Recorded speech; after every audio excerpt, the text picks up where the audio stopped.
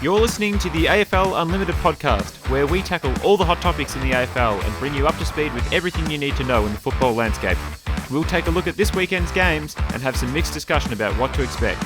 Let's head up to the box for the opening bounce. What a week it was as the season bursts back into action. We saw some incredible upsets, outstanding debuts, and again a drawn to the tribunal for a controversial decision. Can you tell the footy's back yet? Let's get into it, boys. We're officially post round one. How does it feel to have footy back? It's really exciting, isn't it? I think if we were very overreactive, some of us would be taking back our crystal ball selections. But I'm keen. It was good to have back. I worked all weekend, so I didn't really see much of the footy, but otherwise it was good to have it back. And there's a lot to talk about. Sure. There was some juicy games on the weekend, a couple of unexpected results, but it's just good to have footy back. Absolutely, there was some amazing games, and we were pretty worried about the stand of the mark rule. There's another rule we'll talk about in a second, but it seems to really have opened the games up into a really free-flowing state of affairs. So the Sharon's been released, mate. Oh, he's really excited. I didn't see stacks of the footy, but what I did see, it did seem a bit more open. It's not going to, be an insane change, but it was probably more than I thought. That's what I reckon. Like initially, I was like, it probably won't change much, but it did make an impact. Steve Hawkins just smoking a big cigar, sitting back in his chair at AFL House. I wonder how it'll work if Buddy Franklin comes back and how his hook works. Yeah. He's allowed to basically run 40 metres. He won't kick on an angle ever again. Now, Chook, there's a big news story. By the time this podcast comes out Tuesday morning, the Tribunal of Patrick Dangerfield will sit on Tuesday night. Take us through it. What's happening? So, Paddy, I think everyone who follows footy knows what's happened here. Is Paddy is under a lot of strife. We know concussion is a big thing, and they brought in the injury sub because of concussion. But so Paddy's gone cleaning up people all of a sudden. He's got a heavy head, we know that. But when you hurt someone, you're at risk. So people are thinking, 2-3 weeks. There's some people out there. I think Kingy was suggesting you should get the most severe impact ever as a deterrent, but. What do we think, guys? Now, you said off record before, you had a certain quote of your position on the matter. Yeah, I was of the opinion I don't reckon he should get anything. Nothing. Not what? Not because he's Patrick Dangerfield. It could be Dustin Martin or anyone. I know we're trying to protect the head as much as we can, but are we also trying to kill the bump and kill the game as it is? What were his options? You elect to bump, you're at risk. I mean, what... we got to preference the head over the bump, don't we? No, I understand. I get that point. But when people are judging it so harshly as if you've literally raised your elbow, and these are commentators who back in the day, for them, when they were playing, a spoil meant punching a guy in the back of the head, and they're judging a player for accidentally having a head knock. I understand how... It's how can you control it? What's he supposed to do? Some people suggested, he should have just gone for a light tackle. It's like, well, okay, and give 50 metres instantly away? Or he should have tried to just jump out of the way. All right, if he jumps out of the way, how much were Adelaide up at that point? A lot. So, how many 360s and how many channels would be highlighting that moment that he jumped out of the way of a bump and calling him weak and calling him soft and saying, you're a soft footballer, this big moment to stand up and you just jumped out of the way. And now they're going, how dare you try and bump a guy? I don't know. But there would be a lot of occasions throughout a game where players are given similar scenarios and they take another option, whatever that option is, I don't know. But I'm comfortable with him copping weeks. I think we've got with concussion and that sort of thing, we know how serious it is now. I'd love to have Paddy against the Lions this week, but I'm comfortable with he made that decision. And I get what you mean. I don't think it was malicious. I don't think he was trying to knock him into next week, but he did make that call. And in the end, Kelly's, under some... What did he break his nose? Some other bits and pieces are probably out of whack as well. Yeah. So I do hear what you're saying because I like to still have some strong physicality in the game, but concussion's just... Yeah, it's bloody serious. Very, very good points there, boys. Chook, I want to agree with you on this. I'm a very, very... I'm an avid Cats fan, as all of us are. However, I would expect Paddy to cop a couple of weeks at the very least. Again, when you elect to bump and he went off the ground as well, that is also a big no-no. The moment you leave the ground is when you're in a lot of trouble. They judge the injury and the result so much more than what the actual intention was. Paddy's intention, though, was he was annoyed he got run down by another Crows player, so he wanted to make up for it with a bump. There could have been other options. He could have not bumped as hard as he did. With the result of Kelly, I suppose, he'll be out for a number of weeks, you'd suspect, with those crazy injuries. But if you're doing that, you're in a bit of strife. Okay, I understand the moment. I didn't know you'd actually jumped off the air. I thought it was just a close. It was barely, but just enough that there's he's off the lots ground. of layers to it. There's lots of layers to this, which has caused a lot of talking points about it. And you mentioned you think he should get weeks, and I'll go one step further and say that I'm happy that he should get 3 weeks. Yeah. And I'll use the word scapegoat, not to give him an excuse. I think Patrick will be a scapegoat for all the previous incidents of a similar nature. I think there was Matt Fyfe on Michael Muscatelli, there was Sean Higgins and Ryan Burton incidents. This needs to be the incident that stamps out careless or irrational or reckless bumps from the game, and I'm happy for Patrick to be like I know him, Patrick, yeah, scapegoat in this instance, because concussion is a serious issue in the game at the moment, and it's all preventative. It's all reactive, controllable. It's all reactive, so there's nothing we can do really to prevent concussion. It's all reactive stuff instead of proactive stuff. But probably the most proactive step from this point onwards is to say to all the players, all the fans, all the clubs, that sort of bump, that sort of issue, this is a 4-week. That's all we want to get out of the game. So, Well, it wouldn't have made much sense if it was like, hey, we're bringing a concussion sub. We don't stand for this. But hang on, Paddy, that's all good, brother. I'm sure we'll talk about the sub in a moment, but that it wouldn't have made great sense. To close on that as well, I would highly recommend anyone who's listening to listen to Jared and David King talk on SEN today. Kingy made some really great points about concussion and the flow-on effects from that, not just in AFL but from overseas sport as well. So as we're talking about the concussion sub, that probably takes us on to our next point. Well, brings it to the concussion or injury sub and our thoughts on it. So the 23rd man, back in the day when we had the 22nd man and everyone was going on about how terrible it was, how it was the worst thing ever, and now we're bringing it back for shits and gigs. Well, we haven't really got to talk about this because we recorded our first pre-round podcast a couple of weeks ago, and that sort of stuck in like a couple of days before the season. But what are our thoughts on it? Well, it can be misused. That's definitely, I suppose, the biggest thing in how injured is a player. I think they put rigour around it. If you do use it, you're out for next week. I'd need some more clarity. I don't know around if they have done that. Or if that's just being talked about. I think it has been talked about, but it's not official. Not official. It should be. If he pulls up, for example, from a suspected AC joint injury, he could play again. So I guess there might be a misdiagnosis on the day. That's the thing, because it's only been brought in a week or a couple of days even before the first bounce. Yeah. There's still a few things we're sort of catching up on as the season started.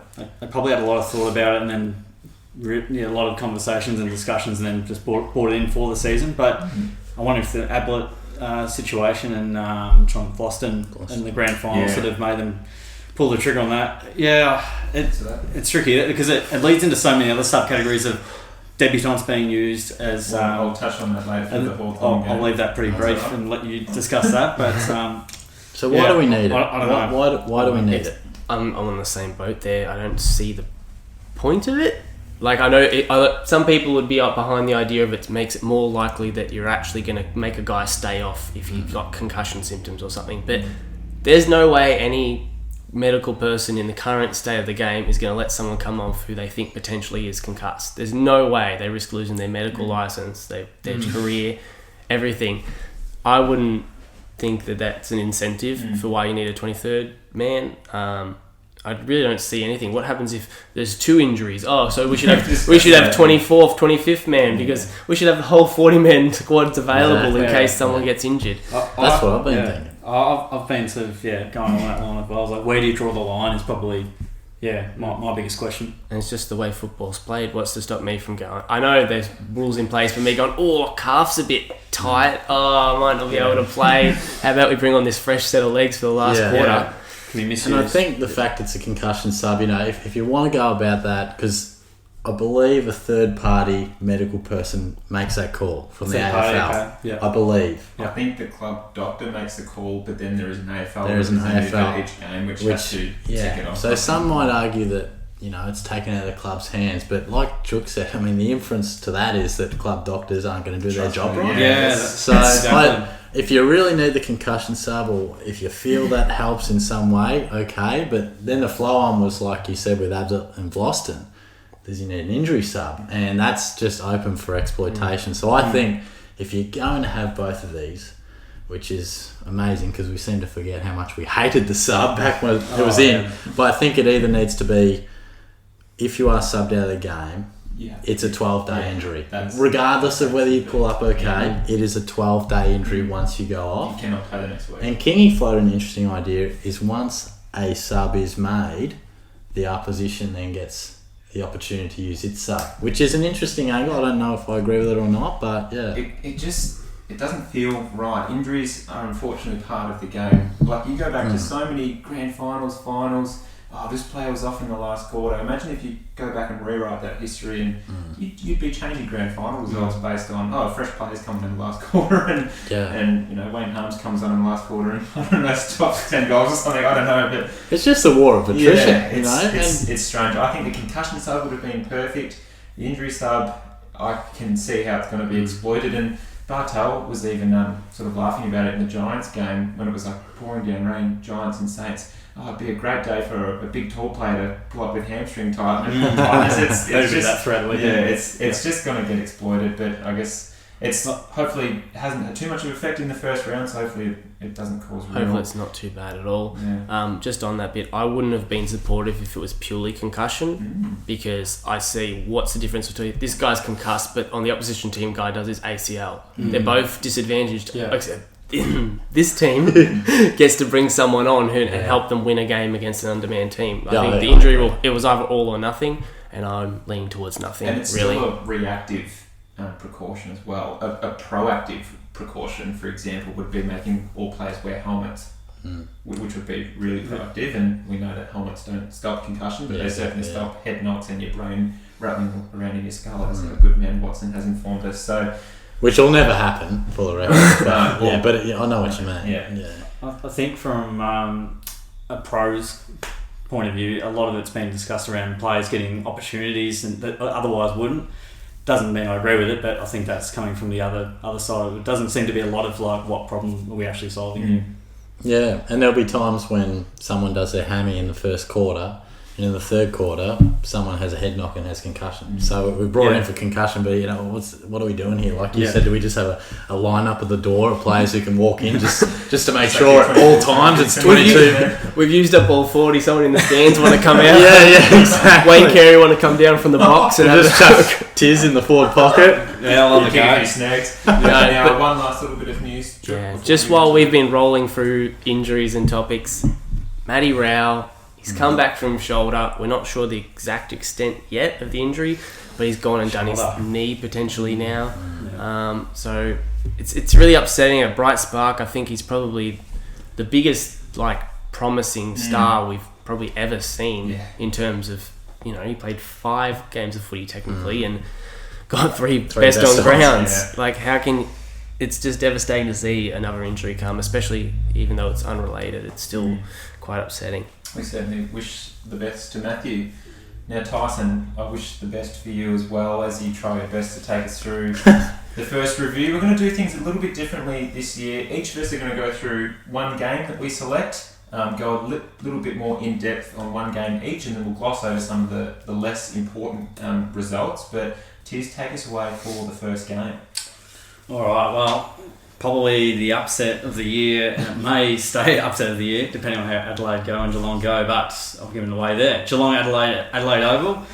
It was the Crows by 12 points in this game, and this was not very pretty watching on. It was very frustrating. The Crows, obviously, they got out to a 43-point lead. It looked pretty dim, but all of us were very confident the Cats would come back. But all of us, we were very confident the Cats would come back, but not enough to get across the line, as they so often do it, where they get 30, 40 points down and they lose by 1 to 2 goals and have chances to win late. So it's that template we've seen so many times, and it's frustrating to see. The Cats looked listless. They didn't rock up. They rocked up thinking it was going to happen for them, and yeah, that was incredibly disappointing. You knew Adelaide were going to be right up and about in front of their home crowd. First game for the year for them as well. Adelaide took advantage of that man on the mark rule, and I'm sure guys will discuss very shortly on that. They were able to cut us up to pieces with the speed of their ball movement and separation between Cats players and Crows players, which leads me, they had way too much time and space for the Crows. So, I mean, if you rock up like that, good luck winning. Brave comeback for the Cats. Hats off to the attempt, but once again, it's frustrating because we've seen it so many times. Geelong just rocked up thinking it was all going to happen for them. Disappointing. Not very good. What do we think, boys? Well, I was just driving around, dropping off a few groceries, and then I was just working, and it went pretty average, didn't it? You boys will be able to talk a little bit better than I will because you guys saw the game, but yeah, I think the attitude clearly wasn't there, and I wasn't shocked that the Crows were going to be up and about. I think everyone knew that, but yeah, I think Geelong obviously didn't come with the mindset that they were going to have to work as hard as maybe they would on other days. I never think that teams just think they're going to win, but it's just there's too many guys out there that go, we'll just get it done when we need to. And a lot of the times they will still win on talent, which is annoying too. Yeah, and they left themselves a deep hole to get out of, and were gallant, but that's nothing to be happy about. Chook, you and I have both finished the Making Their Mark documentary, which we'll highly encourage everyone to watch. Adelaide were really happy with their end of the season from that documentary, and that's why I was nervous before the game, because they weren't. Everyone's thinking, Crows finished 18th. They're gonna, Cats are gonna just rock up and smash them. They won 3 pretty big games towards the end of the year in a row, and they finished really strongly, and they had a lot of confidence. And I was nervous. I didn't think we'd lose, but yeah, Crows came out firing, Chook, and they're a much better team already than what they were last year. Yeah, I was really impressed by the Crows, some of that young talent, some goals from nowhere when they had a chance, but I also think the Geelong players as a whole, their attitude and the way that they played was really poor. You can crack it down. I know early on some people were going, wow, it's interesting team decisions for the Cats and players that they chose, but I couldn't narrow it down to selecting any of those young low players. Even if you thought they played bad, they played equally as poorly as some of the guys who are established 100%. Guns of the game. So I wouldn't be thinking it's a simple fix of we'll drop these 3 guys and put someone else in, the team will play better. I think it's just a whole team attitude, and hopefully Scott absolutely clobbered into him at the end of the game. This reminded me of why I don't check team lineups, because if you dish stuff out like this, again, you can win and lose at the decision table, or I suppose whoever you select for the game. But you would have thought, and it's funny, like as you mentioned before, Adelaide had a great second half of the season. It all started off the back of our game, funnily enough, because we struggled for 3.5 quarters. So even with that game last year, you go, how could you possibly think it was going to happen for you when you barely got over the line last time? It was just talent and just will at the end for us on that corresponding game last year at the Adelaide Oval. But disappointing start, but that's the way the cookie crumbles sometimes, and hopefully we learn something out of it. And this is a close competition. It's a close comp. Adelaide are going to be a bottom 4 team. Yeah. And Geelong should be a top 4 team. So it's a loss we'll look back on that is costly. But you can't rock up to anyone, particularly their home ground, and expect to just do it easy. And you mentioned, Tiz, they almost got us last year. Well, they almost got Geelong last year. 3.5 quarters. Terribly, so 3.5 quarters it took for us to get that's a great insight. I'll take us through the next game, if you don't mind. Absolutely, Hawthorn and the Essendon Bombers had an absolute roller coaster of a game. That's crazy. At Marvel. Second quarter, Essendon kicked 8 goals straight. Everyone's thinking, oh my gosh, Bombers are just going to blow the Hawks away here. Third quarter, Hawks kick 8 goals straight, and we're right back into it. And Hawks came back from 40 points, which is incredible, and end up winning by a point. And Essendon, if they're not beating Hawthorn this year, it's going to be a struggle to see who they will beat. There were certainly some positives for both sides. All of Essendon's recruits, I thought, played pretty well. Caldwell, Wright, Hind. You're on my boy, Shorty. We like him a lot. Harry Jones had a few shots at goal and was a bit missy. The technical term. That's the official term. Yeah. And Nick Cox was good.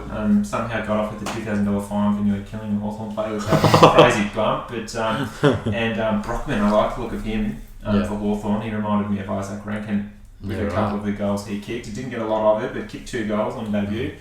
And Kazitsky was pretty solid. The one thing I just wanted to touch on, we spoke about the injury sub, medical sub before. There was 22 players who debuted for selective clubs in round 1 of 2021. Ooh. 21 of them played on field. Connor Downey was the only one who got named for a debut. He didn't get a run, didn't get a touch because he was the injury substitute. Does that count as a game? That's his debut game. Don't like that. Don't like it at So all. he got handed the jumper and everything beforehand. Yep. He was outside of the circle when they were singing their song, and John Seckle was like, "Come in, mate, come in." And he's like, "Oh, no, I don't want to." As if you would feel part of it. You're not part of it. And Billy Browns was saying it on the Sunday Footy show. He was telling Damo, the nerd, because he's never played footy before. He's like, "No, Damo, if you've never played before, you wouldn't get it. Like, you would not want to be there." And then he mentioned Cam Mooney hates that. The North Melbourne premiership medal because he got like 2 touches or whatever. Maybe 0. It's just I just don't like that you get a game for not playing. If he comes on and has 2 minutes in the last quarter, okay, at least he's set foot on the field. Yeah. I just don't like that. I didn't realise that. I thought if you didn't have game time, different to the last sub. That's his debut. Yeah, right. He has 0 everything because he didn't even get on the field, but that counts as a game. He could have a 300 game career being named as a medical sub 300 times and never touch the ball. How nuts is that? How terrible. Yeah, that's another little con to that rule, isn't it? But crazy game. Tom Mitchell, 39 touches off a shoulder surgery and pretty much no pre-season. He's a gun. So He's back. Yeah, he was back. Yeah, I think he had 19 disposals in 1 quarter, I believe. Third term. Yeah, I heard at least 17, so 19. That's insane. Yeah. Jesus. Anyway, that's my little review. Yeah. Anyone else have any comments or game? Oh no, probably good point. Like the Hawks, that's exciting for them. A lot of youngsters, they would have taken a lot from that. But I think it would have hurt the Bombers more than maybe it made Hawthorn excited. Exciting win, but overall, I think the Bombers would have been optimistic of maybe finishing higher than what other people maybe thought they would. Yeah. And that's a bit of a blow, isn't it? Well, considering I said the Bombers were going to make the 8 in that pre-season chat with them. Yeah, I think Tiz had them in the 8 too. I mean, not that you panic after round 1, but it's not a good start. That's one of the crystal balls wiped off. Yeah. By Jeremy Cannon for the Coleman too. Hamstrings galore. Biggest ever comeback for Clarko as well. You would have thought it probably even more, but because it's been so good for so long, they haven't really had to make too many crazy comebacks. But yeah, very impressive for the Hawks. A lot of youngsters in there, and the Bombers would have been expecting to win that. I think most of us tipped them. I don't really know, but we can sort of digress on that a bit later on. But no, very impressive indeed. Tom Mitchell back to some really good footy. One person in my work league had accidentally tipped the Hawks and went to change the tip 5 minutes before the game back to Essendon. Forgot to save it. Still tipped Hawks. Tipped the Hawks, and he's finished on top of the ladder. Happy They days for win them. by 1 at the end of the year. Oh boy, There'll be uproar. They cut him up though. Their slingshot footy was really good. Really good to see. What do you reckon shook in that game? I thought the Bombers looked really good with that slingshot, as you said. They were running well for a while. I don't know whether they just got it in their heads and they started hitting cruise control mode, and the Hawks, once they got that in their sights, they just kept on going, and it was that last minute was exciting. It was exhilarating to think, Bombers could do anything at any point, could get back here and kick this, but no, Hawks just ran away with it. And I think Bombers maybe missing Sard a lot more than they would have thought. A lot of people consider him a cherry on cake sort of player, but that dashing through lines, and he can get the ball 60 metres away from wherever he is generally. And plus, he's like a big beneficiary of the new rule too. Oh, exactly. Run and play. He's probably had one of So- the better years he's had with that. Carlton will be loving life with Yeah, him, yeah. hopefully, after he racked up the ball. It was great. But- For the same one. Yeah, that was my thoughts there. I'm not sure if anyone else had any points regarding that. Yeah. We'll go to from Tom Mitchell to his old club, to the Sydney Swans. You may be wondering, why is this your pick, Riley? But He's dropped a third person in there early. I just thought it was up and about. Mostly the three debutants for the Swans. Less about Brisbane's loss and more about the Swans' win and what seems to be a redevelopment. I know it's one game, but a redevelopment of the club just from one draft almost.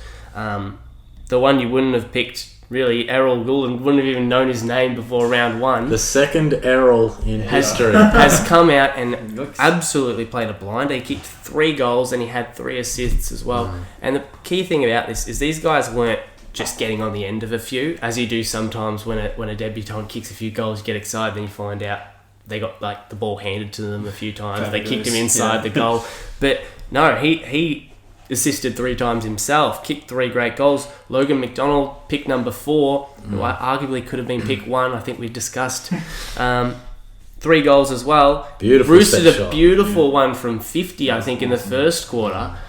These guys are looking absolute talent. I think is Braden Campbell is also, he was a bit less of the ball, but he's also looks like a confident head. But they were playing him in half back. Did you see when it got called back, but someone marked on the 50 and Campbell accidentally cut through the mark, got the handball, so it got called back, but he actually slotted it from 55 on the run. Oh, and it got called back. He got called back. You love him. I was out of his seat, but then The Swans kids look amazing. Like Sam Wicks, the Yeah.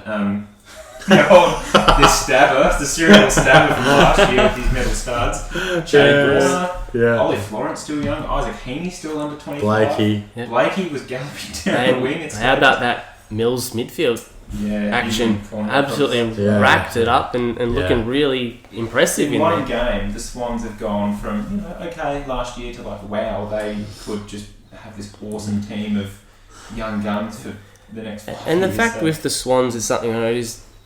It was kind of surprising how poorly they were playing. If you ask, they still had the guns in the side, Parkers and Kennedys, and people were going, wow, why are they playing so poorly? And now they finally, it seems they've composed themselves, filled in a few gaps with some young talent, and not just young talent, but some older talent, 4th club kind of talent. Tom Hickey has come in and actually been extremely impressive. Yeah. I think he was actually one of the top performing ruckmen in terms of super coach factor, whether you can credit that or not, but I think he got 24 disposals or something like that himself. As a ruckman, that's bloody impressive, I reckon. So they got a decent old bloke coming in next week, possibly, by the sounds of it. New recruit. Yeah, so that's pretty huge as well. But I mean, Franklin will maybe allow some other bits and pieces to go on structurally. But yeah, it's amazing what some exciting youngsters can do. How far they can go is what you really wonder. Yeah. And in terms of mostly my focus, as the reason I chose it was mostly the Swans. I was really impressed by just what can happen to a club so quickly. And in terms of the Brisbane Lions, it looked like it was back to usual in the first few minutes of the game. They kicked the first few goals, kind of looked like they were in cruise control a little bit, but once they got, they lost a bit of composure, the Swans just fully capitalised. Did you guys have any thoughts on the Lions' performance in the game? Or Amazing. If Geelong rocked up not ready to play, then Brisbane rocked up and much of the same. I think Swans had like 22 or 23 marks inside 50, and from what I saw of the game, there was 24 marks inside 50. 4 to the Lions, I believe. Yeah, it's 23 to 4. There's so many times where Swans kicked inside 50, and it was like a raffle of the Swans who would mark it or kick the goal. Lazy. Well, I went round to Watto's place to watch the game. And if you're a new listener, he's a Brisbane supporter and a pretty hardcore one. And I finished work, second half, I rolled in with my Doritos up and about, and it was a flat vibe. It was a flat vibe. Watto had written them off. He goes, "We're bloody shit, mate." And Watto, you'll be listening, but thanks for giving us Steve for Geelong as well. Because that just came back immediately to about 3 hours later. But gosh, I mean, Friday night. Geelong and Brisbane losing week 1. Who could have pictured that? Yeah. But probably losing at home probably stings even more to a lower ranked team, but the Swans played much better than most. I know we're going to move on to our tips a little later. Shorty, you still got your game to cover, but it's interesting that from those two games, the winners will be playing off and the losers will be playing off. So we'll be actually get an idea. Yeah, right. Brisbane versus Cats. Yeah. Who's the ultimate loser? The ultimate winner. And a chance for the Crows and Swans to show which one of them actually is going to be the up and comer and which one maybe just had a luck on the day. Yeah. I'm really excited about that. Shout out to the scheduling of that one. Very nicely done. But yes, it's a big story for Brisbane. Like losing at home, pretty dire. And Sydney, I think they finished 16th last year, but they were one of the best 16th place sides ever because they just did not. They never get blown away. They have such a great culture. They always give you. I remember round 23 when we won by a goal and they were coming back and we nearly lost to them and nearly lost a top 4 spot to the Swans. But Brisbane again, same as Geelong. They thought it was going to happen for them and they didn't put in the effort and didn't work hard enough. So you get what you deserve at the end of the day. Very poor loss. You do, and I'll give my expert thoughts on the Dogs and Collingwood for the full quarter and a half that I saw this. I was working, as I did every night over the weekend. I worked and then rolled into the Folks Place and watched the rest of this game with Tyson and the old man. But that's good. It sounded like a fast-paced game early. The Dogs were quick out of the blocks, playing a pretty good style of footy, and it seemed to be that for the rest of the game in terms of holding that buffer. It didn't seem like it was a game for the ages, but the Dogs' midfield is insane. I mean, the numbers, it's hard to stop them all, but, you got Smith, you got Bond, you got McRae, you got Hunter, you got Daniel off the back line, Dunkley got involved. So Williams was right. Yeah. Have you heard of a guy called Adam Treloar as well? Yeah, of course. I'm not used to reeling him off in the names of the Dogs. You get them all this time, you do. But Lipinski. Yeah.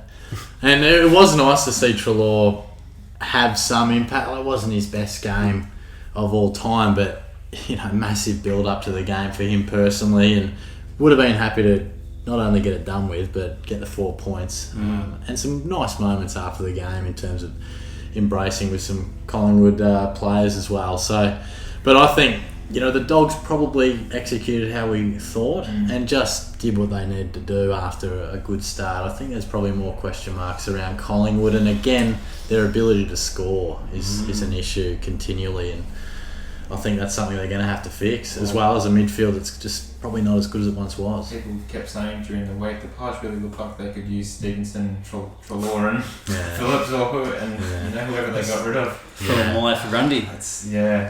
And Grundy, I know he had 2 ruckmen against him. Steph Martin was a great recruit, I think, for the Dogs, but he just seemed like he wasn't doing enough around the ground. Grundy not running with them and just getting smashed in the ball and off the ball. So sharp haircut on Steph Martin too. That's he sharp. looks like 10 years younger. Yeah, maybe I should get a haircut like that. He's like one of those horses that they put the curtains up at the racetrack at Brisbane, and this year he looks like fresh. It's good. I got confused with him, to be honest. But wait, what kind of confused? Probably just thinking you was previous Bulldogs player that's probably at another club now. Probably like Jordan Rugby. Trenggrove get a haircut. I think that's what I was going for. But no, the Doggies, they kicked 3 goals in about 4 or 5 minutes. It was such a lightning start. We're like, the Pies, good luck here. But Shorty summed up very well. Their scoring hasn't been an issue. This year it's carried on for quite some time now, and the Pies traditionally get off to good starts and then they sort of slowly taper off. But they don't have much firepower up forward. When we talk about De Goey, does he play midfield, does he play forward? He's great in both spots, but you almost need 2 De Goeys. It's like you need another Treloar to let De Goey play more forward. But Myercheck and Cox definitely need to pull their finger out as well. I thought Cox was great. Cox was really good. And all the people that say he's not in the best side clearly have got that predisposed disposition of what he actually does. But Collingwood just need to use him. He's great set shot. Set shot. That's why he's rated elite, because he just kicks goals. And he's American, so rated elite. That was a bit of fun. That was a bit of fun. Champion data just taking a piss. Technically, he's one of the most efficient set shots in the whole comp. So they just got to get it to him. Yeah. Give it to him, baby. Dogs too silky, and they were hungry. They were very hungry, and pressure was immense. I think they'll be one of the nicer teams to watch. Yeah. And I think Collingwood will be one of the poorer teams to watch. Just the way they go about it. They're very dynamic, the Doggies. I would just say, I think the Dogs look really, really good, and they're just missing one factor, and it's a key forward, like a proper traditional key forward. Josh Bruce missed every single thing I saw him take. Like, he kicked it out on the full several times after really good marks. I'm like, oh, here we go, another chance. I know he kicked that first goal that was pretty impressive, but from then on, he was still missing them. I thought, confidence booster, he kicked the first goal, maybe this is a turnaround for him, but he just couldn't capitalise. Obviously, they do have some good young talent up in that forward line. Yeah. Well, he kicked 5 in 3/4. If you could doubt anything, it's their key post, isn't it? And like Collingwood wish they had 2 De Goeys, I bet the Dogs wish they had 2 Nortons. True. Particularly as he develops. Yeah, very good. One last little Oh, thing yes. I wanted to comment on the Bulldogs. Leighton Van The Der Meer, Bullfrogs. Yeah. severely underrated. Got some pace about him, just some moves. Got a very country name as well. Latham, ladies and gentlemen. Round the sheep up. Tiz, you're going to wrap up the rest of the games we didn't cover just quick. Absolutely. So Richmond, they took control. The Blues, 25-point win. Very disappointing for Carlton, but they were valiant. Melbourne, hold off. Gallant. Nothing. We've got to fill you A gallant. We've got to roll the synonyms out on Microsoft Word at the moment. But the Dockers were really good, but 22-point win to the D's.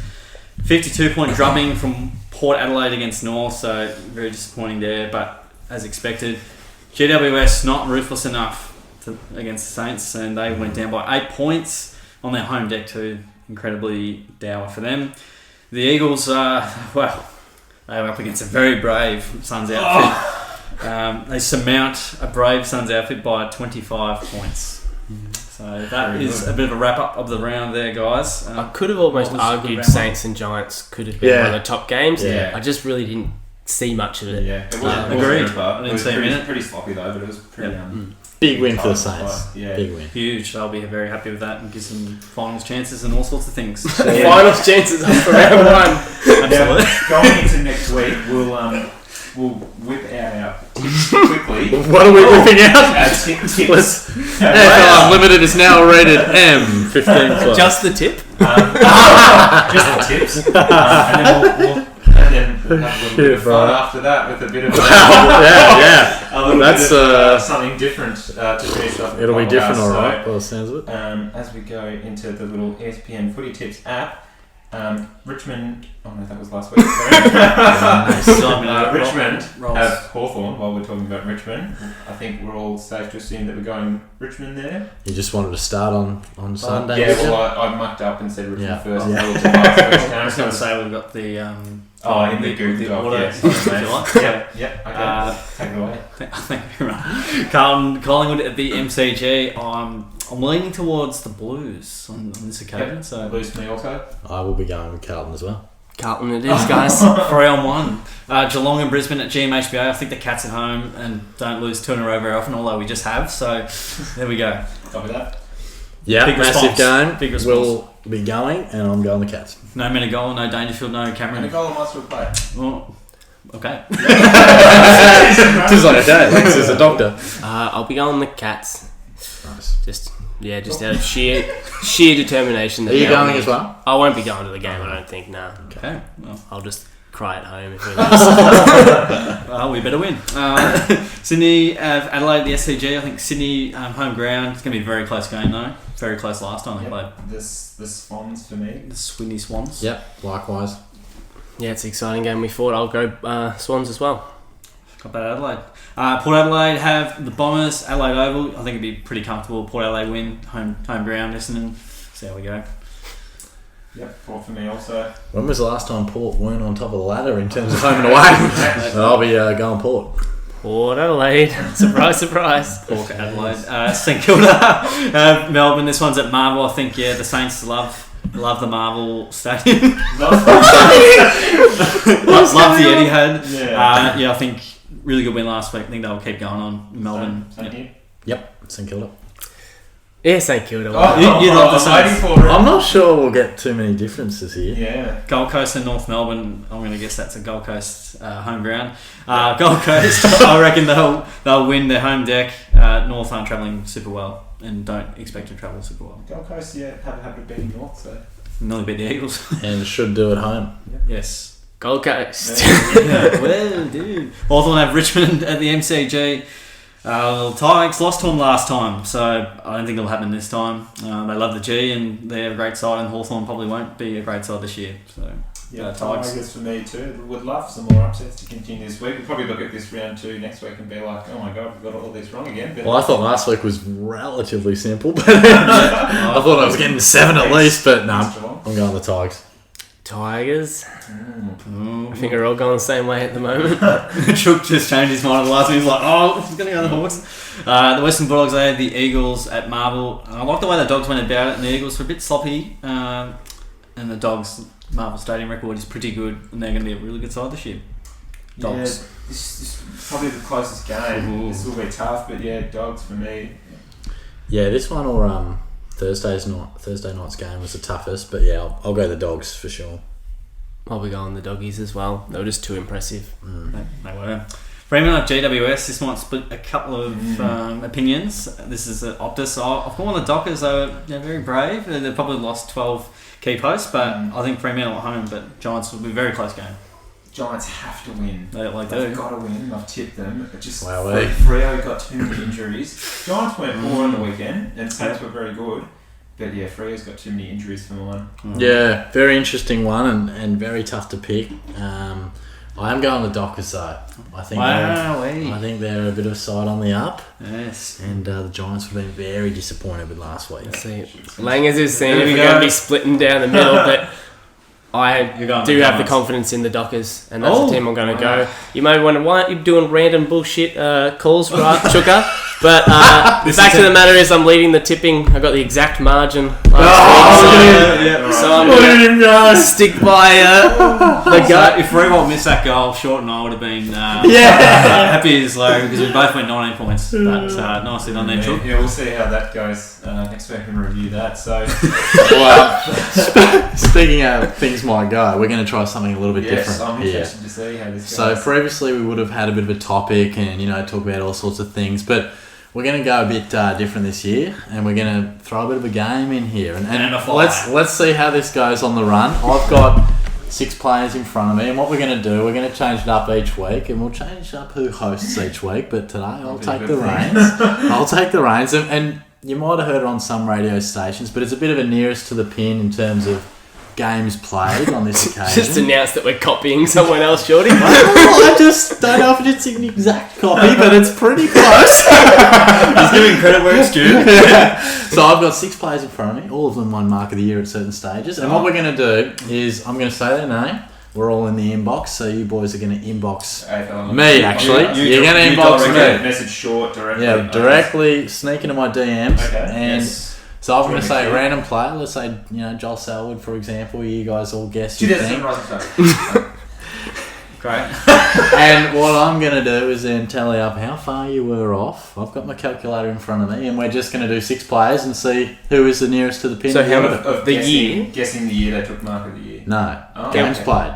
Oh, okay. Okay. So So 6 players. Yeah. Okay. I thought you were... Alright. Yeah. Mark of the Year is just a little... Thank God, I would have looked a bit stupid if I wrote 2008 for I'm like, Chuck thinks Chris Tarrant's played 2008 games. Nah, just a bit of fun. We'll see how it goes. No Googling. No, please don't Google. But alright, let's get going. 5-10 second time limit. Yeah, Just straight away. Let's just get I it. reckon get it straight in Alright. there. 5 seconds is fine. Yep. Just 5 seconds. So we've got Andrew Cracker, won Mark of the Year in 2011. He many was in games? prison for a bit, so I think he was. Well, he was, but fine. what if he's listening now, mate? That's a dark time. Well, He's he's just turned ruined life his around. day. No, he's turned his life around. He's become a great person. Could you just get you? I've done it. Holy shit. Chook said 79. Ooh. Tiz said 173. Ooh. Langers 145. Langers is in the lead at the moment because Cracker played 137 games. Wow, that's pretty good. So, hang on, I actually got the 3 and the 7 mixed around. but now we have 2004 Mark of the Year winner Ashley Sampi rising high on the MCG. How many games Ash How played? many games did Ash Sampi play? Oh, jeez, I don't know. Whoops. Anything pre-2006 is tough for me because I didn't really watch footy then. But Don't need excuses, mate. Just need answers. just numbers, so that's fine. Chook, how is your Has it internet going? Has it not come How through? is your internet That's going? right. Well, if everyone I was else... looking at Chook's going, when's he If getting everyone this else... Alright. Still Or typing. I said 185. 185 for Ash Sampy. So Chook's gone 185. I've got Langers down here 189. Tiz 112. Ooh. Sampy just played the 78. Wow. Not I even, said 79 for the last guy. he's not even on a locker. Yeah. Wow. So I knew it was. I was going to go like 88. Yeah. Yeah. Then I thought, So I'm basically already West Coast 300 now. guys, he would have been there for a I while. really thought he would have. Yeah. He had a lot of injury. Definitely. Yeah. Well, you're the knowledge man, Tyson. So you'll win these every week. Tiz is pretty onto it here. Next up, we have a bit of a random one here, and it might test it. 2007 Mark of the Year winner, Michael Newton, Ah, yes. Michael Newton. How many games did he play? Who did he play for? Melbourne. Jeez. I've never heard of him, so I'm going to say Oh, really? no. Okay. So Chuka has put in 42. Ooh. Langers, never heard of the bloke, but he said 80 games for Newton. And then Tyson Anderson, 28. Now, I can tell you there is one wizard in here, and it is Tyson Anderson. He's played 28 games. What? That's the equivalent to an eagle or something. Well, it's basically It's all in one. 48. And I'll just put a And he- 0 right next to Tizio's And he score. wore number 29. Wow, he did. So it. there you Oh, go. Tiz is just flexing. You were definitely reading Is that those. Michael Newton's Wikipedia page? He's just got Michael Newton on the phone. Yeah. I need to phone a friend, Michael. You're my friend now. Oh, that was good Unbelievable. stuff. Next up, we have 2006.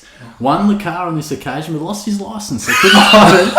Brad Ottens. Oh, Tiz will get this. Jeez. He played. You've got to be. I have Langers with 189 games for Brad Ottens. I have Chook going a little higher at 237. I have Tiz going even higher at 271. I feel like that's too high. I can tell you, Chook's close to the mark here, 245. Oh, yes. Brad Yes. Ottens. Okay. Player number 5. Sorry, Langers, for that brutal attack. Brett Burton, flying high. Won it in 2009. Brett Burton, I reckon. The Adelaide Flyer. Well, we're starting to see a front runner appear here because Burton played 177 games and Tyson with 187. Wow. Chook 116. Langers 224. Oh, wow. 224 sounds good. Place.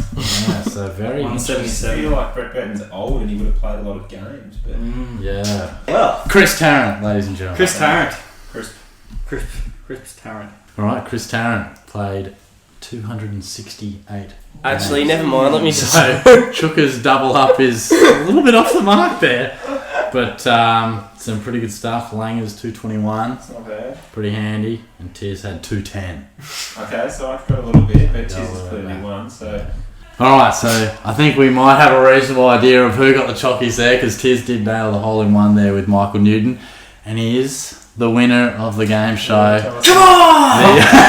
Get excited. Tizio Hewitt there. He was 164 in total, which is pretty impressive across 6 players. I think I got that in one go. Yes, you had 152 for Chris Tarrant, so I don't know if it was your Wi-Fi issues or whatnot, but then we had Langers 321 and Chook 400, who I feel threw the towel in late, but that's it. So not bad first up game show. I think Can I get a concussion sub, please? I reckon we'll tinker with a few bits and pieces, and I think the game show might Different stay. hosts, different types of game shows and different answers. That was pretty good. So to anyone listening, thank you very much. Feel free to leave comments, Facebook, Instagram, Twitter. We're on Spotify, we're on Apple Podcasts now. Feel free to subscribe, like, comment, do all that sort of stuff. Until next week, boys, thank you for joining me. Thank you. Thank you. Cheers, mate. We'll catch you then. Bye for now. Thanks for listening to this episode. Make sure you follow us on Facebook and Twitter. AFL Unlimited, because footy is limitless.